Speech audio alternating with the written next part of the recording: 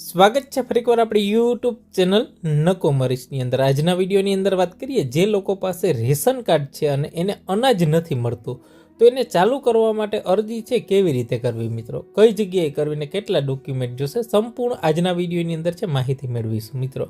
વધારે માહિતી માટે આપણે વિશેષ ખેડૂતો માટેનું ગ્રુપ પણ બનાવેલું છે. તમામ પ્રકારની અરજીઓ અને ડોક્યુમેન્ટ છે ત્યાંથી મળી રહીએ તો ખાસ ડિસ્ક્રિપ્શન બોક્સમાં એક લિંક આપેલી છે, તો ખેડૂતોના ગ્રુપમાં જોડાઈ જજો મિત્રો. હવે અરજી તમારે કેવી રીતે કરવાની છે, સાદા કાગળની અંદર પણ તમે અરજી લખી શકો છો. એની અંદર સૌપ્રથમ તમારું નામ લખી દેવાનું છે, બરાબર. તમારું ગામનું નામ, તાલુકો, જિલ્લો, બરાબર, તારીખ અને તમારા મોબાઈલ નંબર.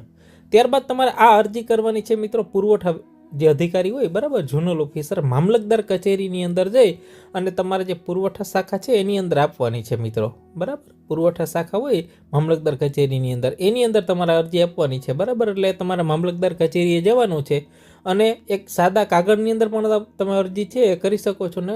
જે આજુબાજુ મામલતદાર કચેરીની આજુબાજુ જે ઝેરોક્સ મશીનવાળા હોય ત્યાં પણ આ અરજીનો નમૂનો હોતો હોય છે મિત્રો. વધારે તમારે જરૂર હોય તો હું આપણી ગ્રુપની અંદર પણ આ નમૂનો છે મૂકી દઈશ, બરાબર. એના માટે જોડાવા માટે તમને લિંક ડિસ્ક્રિપ્શનમાં આપેલી છે મિત્રો. હવે પુરવઠા વિભાગ અધિકારી, બરાબર, મામલતદાર કચેરી, તાલુકો જે હોય તમારો, જિલ્લો જે હોય, બરાબર, એની અંદર તમારે વિષય શું છે, વિષયની અંદર શું છે તો NFS, બરાબર, જે નેશનલ ફૂડ સિક્યુરિટી એક્ટ એટલે રાષ્ટ્રીય અન્ન સુરક્ષા કાયદા હેઠળ છે રાશન કાર્ડની અંદર અનાજ ચાલુ કરવા બાબત આ તમારો મેન વિષય થશે, બરાબર.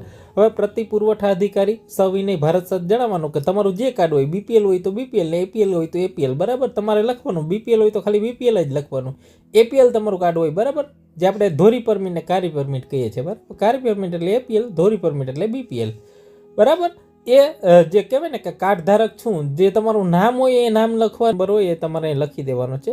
1/4/2016 પછી જે NFSA કાર્ડમાંથી વિભાજન કરેલ છે, જેમાં કેટલાક સમયથી અમારા પરિવારને રાશન છે મળતું નથી, જે ગુજરાત સરકાર અન્ન નાગરિક પુરવઠા જે કહેવાય ને વિભાગ હેઠળ છે, તારીખ 17/10/2020 ઠરાવ ક્રમાંક મુજબ છે મિત્રો, જે રાષ્ટ્રીય અન્ન સુરક્ષા કાયદા હેઠળ છે મિત્રો, જે રેશન કાર્ડ છે મિત્રો, NFSA છે, PHS જે રાહત છે અનાજ મળે તેવું કરી આપવા વિનંતી, બરાબર. અને NSFA કાર્ડ મેળવવા માટે નીચે મુજબ મારી જે પરિવારની વાર્ષિક આવક છે મિત્રો એ 2,40,000 કરતાં ઓછી હોવી જોઈએ. તમારી જે આવક છે મિત્રો આ તો તમારે મેળવવા માટે, ચાલુ કરવા માટે સૌપ્રથમ તમારી જે આવક છે એટલી એનાથી ઓછી હોવી જરૂરી છે, બરાબર. મારા પરિવારમાંથી કોઈ પણ વ્યક્તિ છે એ કહેવાય ને કે 4 પૈડાવાળું વાહન પણ લીધેલ નથી, બરાબર.